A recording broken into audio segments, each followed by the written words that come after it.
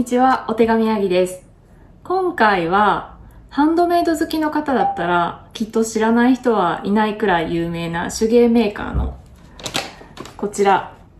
クロバーさんの新商品展示会にお邪魔してきたので、その時の様子とか気になったもののお話を今回はしようと思っています。で、ちょっと前置きになるんですけど、少し前に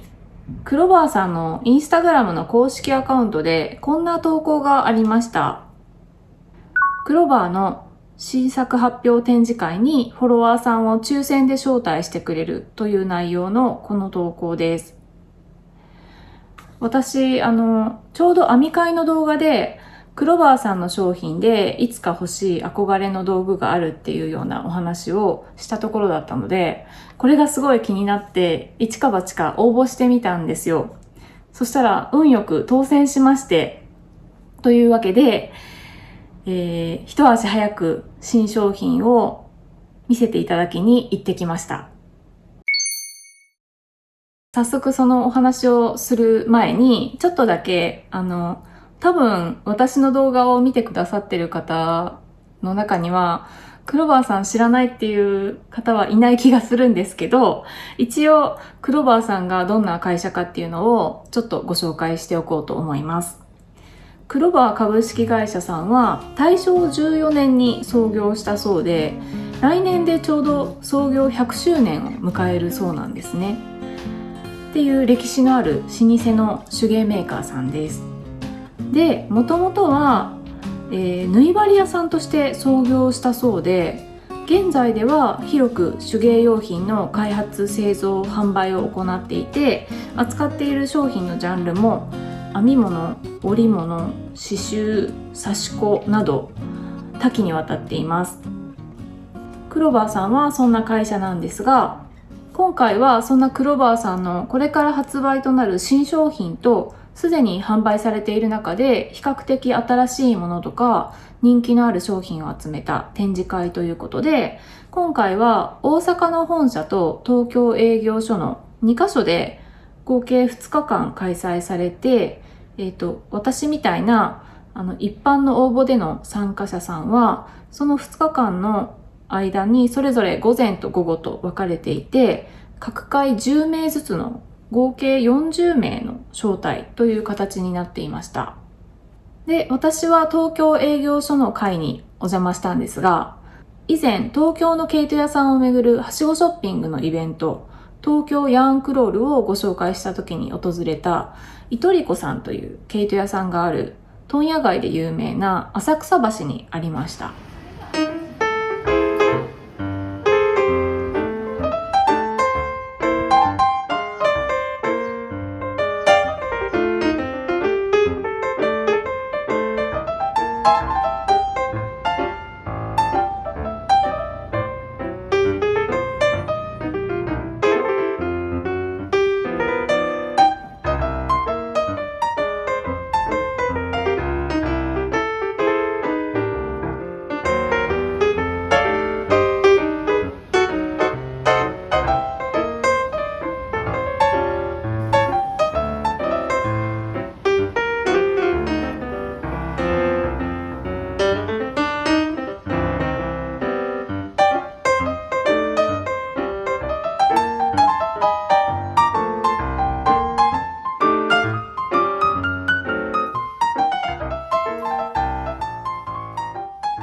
展示会の流れとしてはだいたい1時間半くらいの時間をとってありました。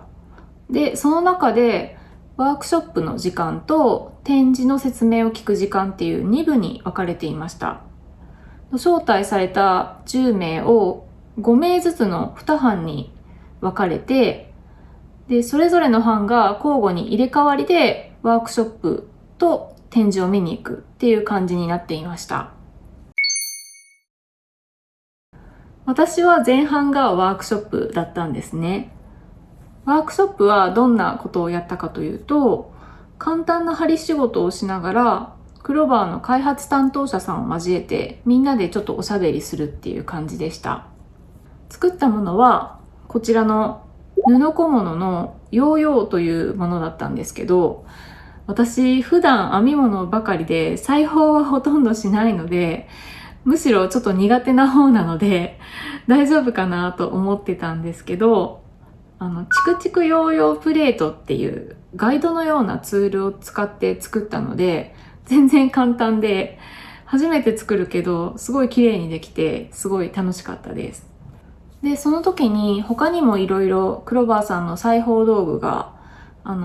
置いてあって試すことができたんですけど、なんかデスクスレダーっていう置き型の糸通しが置いてあったんですね。それがすごい使いやすかったんですよ。こんな商品だったんですけど、ここに針穴の方向に差し込んで、このレバーをポンって押すと糸が通るっていう、すごい簡単に糸通しができるツールで、この針を差し込む時に針穴の向きをこうどう入れても適当にポンって入れるだけでちゃんと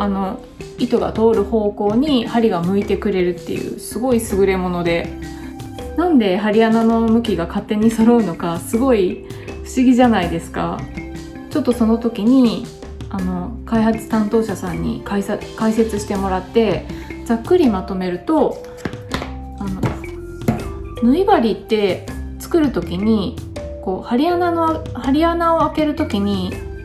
こうトンってプレスして穴を開けるそうなんですね。で、その結果綺麗な針の円柱状の形状が針穴のところだけちょっとギュッて押しつぶされたみたいな扁平な形になるそうなんですけど、その微妙な形状に合わせてスレダーの差し込み口が作られているので、どんな向きに針を差し込んでも針が通る方向に糸が通る方向にセットされるっていう、そんな仕組みなんだそうです。へえと思って、そんな話をあんまり聞く機会ないので、すごいそのお話の時間も結構楽しかったです。やっぱり日本のメーカーの技術力ってすごいなとも思いました。多分うちにある普段何気なく使ってる他の道具も実はそういう技術が詰め込まれてるんだろうなと思いました。という、そんなことを思いながらみんなで針仕事をしてたんですけど、クロバーの開発担当者さんを交えての座談会ということだったので、参加者さんから普段使ってるクロバー製品について何か要望があれば教えてほしいっていうことだったんですね。で、その時は参加してた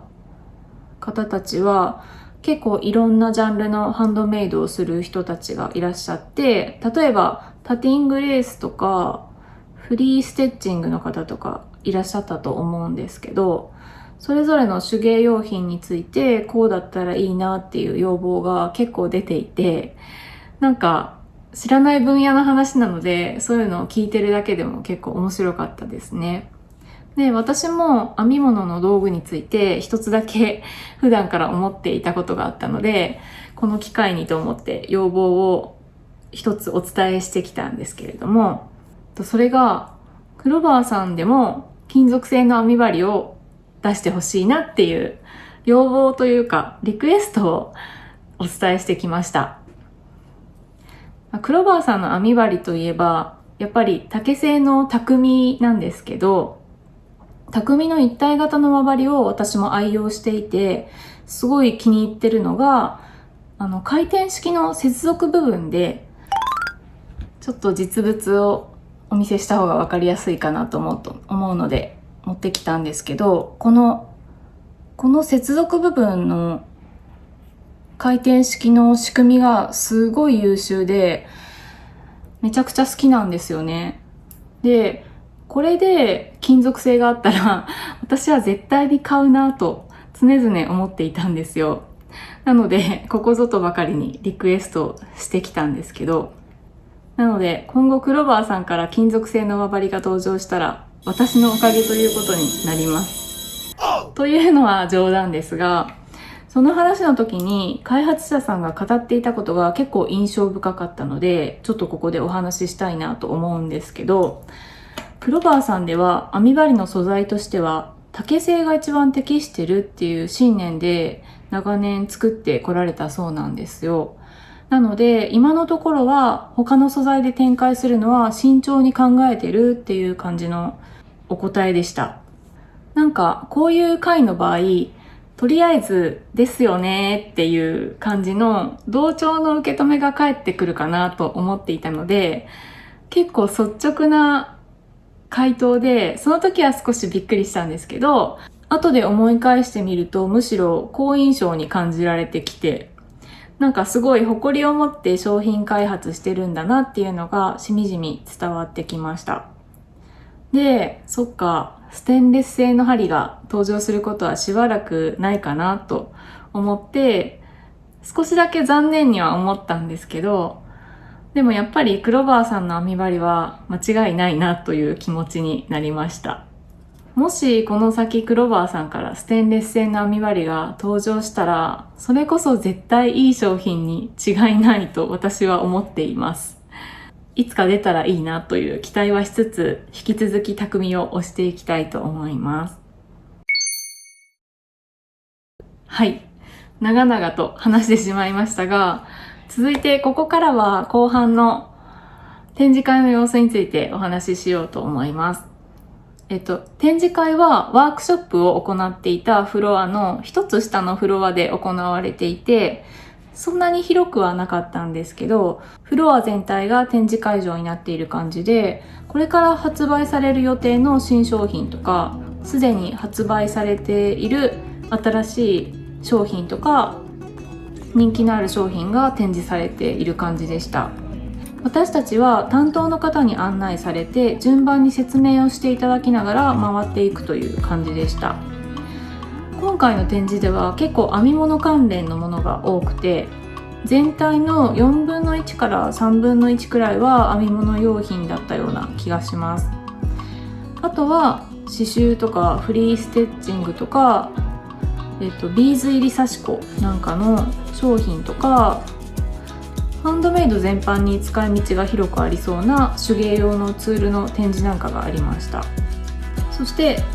完成品のサンプルが結構豊富に展示してあって、編み物以外のハンドメイドは私は普段はほとんどやらないんですけど、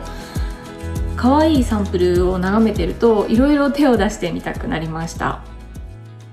展示されていた商品の中でいくつか気になったものをピックアップしてご紹介しようと思うんですが、まず一つは玉巻き機です。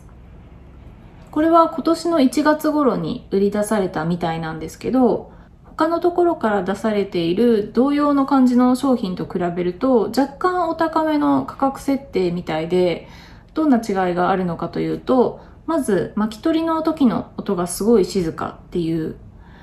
そこがまず1点と、あと巻き取り量が 130g までいけるみたいです。多めに巻き取れるのは嬉しいですね。で、表面も、艶消しっぽい加工になっていて、色味もシックで、見た目的にもすごいおしゃれな感じでした。続いて、次に気になったのが、カッターマットです。このカッターマットも個人的にすごい気になりました。いろんなサイズがあったんですけど、全部半分に折りたためる仕様になっていて、収納場所を取らないっていうのがすごいいいなと思うんですけど、それだけじゃなくて折りたたみ部分の形状がカッターの刃が持っていかれないように、こうまっすぐじゃなくて波状に切り込みが入っているっていうのが気が利いててすごいなと思いました。で、サイズも結構豊富に展開していて、これは説明してくれた方曰く、当初はサイズ展開しすぎたかなと危惧されたそうなんですけど、思いのほか好評を得ているそうです。で、個人的にはこの一番小さい B5 サイズがカバンに入れて持ち運べるし、定規もついていていいなと思いました。あとこの A3 のワイドのタイプもあんまり見かけないサイズで、なんかまさに家で使う時に欲しい感じのサイズだったので、何に使うかわからないけどすごい欲しくなりました。カッターマットってなんか不意に必要になる時ありますよね。次にこちらなんですが、さっきサンプルがいろいろ可愛いのが展示してあって、他のハンドメイドにも興味を惹かれたっていうお話を少ししたんですけど、その興味を惹かれたものの一つがこのビーズ入り刺し子というものですね。これは入り口に入ってすぐのところに展示してあって、クロバーさん的にも今推してるものなのかなと思ったんですけど、すごいキラキラしてて可愛くて作ってみたくなりました。他にもやってみたくなったもののもう一つがこのパンチニードルというものです。これもサンプルがモリモリに展示してあって、全部本当に可愛くて、すごいカメラ小僧みたいにめちゃめちゃ撮影しまくってたら、スタッフさんがデモンストレーションをしてくださったんですけど、こんな感じですね。これ自分でもやってみたんですけど、なんかどういう構造になってるのかすごい不思議で、単純に布に刺していくだけで、裏面がカーペットのような感じに出来上がっていくんですよね。で、これは素材が毛糸を使うので、編み物で使ったアマリートの活用にもいいなと思って気になりました。で、ハンドメイド全般に広く使えそうなツールで気になったのが、何に使うか私自身は当てはないんですけど、このチャコペーパーで図案を書き写したりするときに使う鉄筆です。これ反対側にヘラがついているタイプもあって、図案を書き写す以外にもいろんなハンドメイドの細かい作業で使い道がたくさんありそうなアイテムだなと思って気になりました。こんな感じでいろいろ気になる商品が本当にたくさんあったんですが、これからリリースされる予定の新商品はまだ情報解禁前なので、いっぱい撮影はしたんですけど、まだこの動画ではご紹介することができないんですよね、残念ながら。でも編み物関連のもので、これから発売予定のもので1個これは絶対欲しいと思ったものがあったので、これをまた発売されたら購入して動画でご紹介したいなと思っています。はい、最後に動画の冒頭で出てきたこちら、お土産をいただいたんですよ。その紹介をしたいと思います。これがですね、こちらです。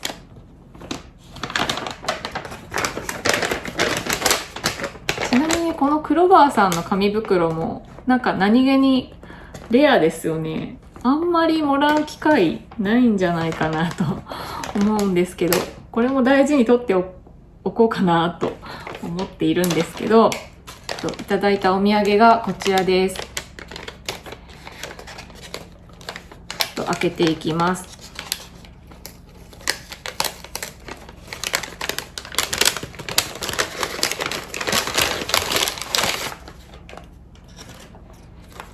いただいたのがこちらの2つでした。これワークショップの時に会場に置いてあったもので、試しに使わせてもらったのと同じ商品なんですけど、こちらが縫い針のセットですね。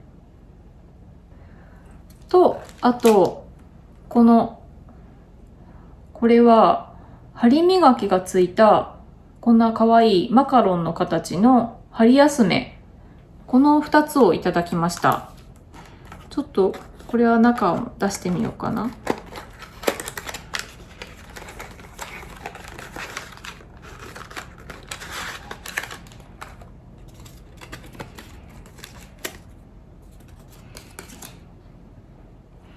こんな感じの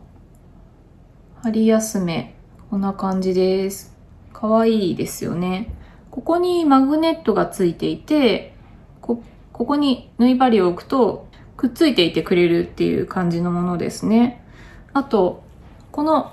マカロンのクリームの部分が針磨きらしくて、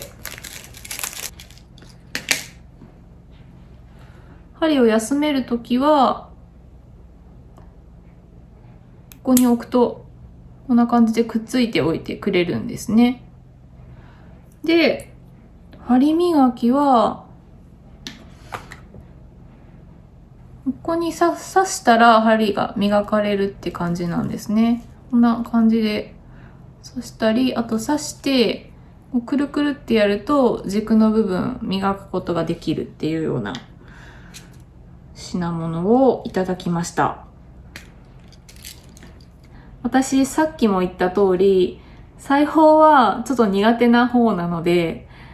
道具類は必要最低限しかうちにはなくて、家にある縫い針は正直もう全部結構コーティングが剥がれた感じのボロボロの古いやつを使い続けていたので、これは何気に嬉しかったです。あとこういう針休めみたいなオプション的なアイテムは持ってなかったので、これも嬉しかったです。裁縫グッズが少し充実して嬉しいです。せっかくいただいたので、何かこの夏にでも裁縫をしてみたいですね。なんかプロジェクトバッグを作りたいなとか思って、たまに可愛い生地を見つけると買うんですけど、買ったまま放置してるものがいくつかあるので、この機会にやってみようかなとか思いました。はい。ということで今回は手芸メーカーのクロバーさんの新作展示会に応募したら運よく当たったので行ってみたという動画をお届けしました。何かの参考になれば幸いです。この動画が良かったなと思われましたら、ぜひグッドボタン、チャンネル登録をよろしくお願いします。またインスタグラムの方でも動画に載せきれなかった情報を発信していたりするので、ぜひそちらの方も覗きに来てみてください。それでは最後までご覧いただきありがとうございます。また次の動画でお会いしましょう。さようなら。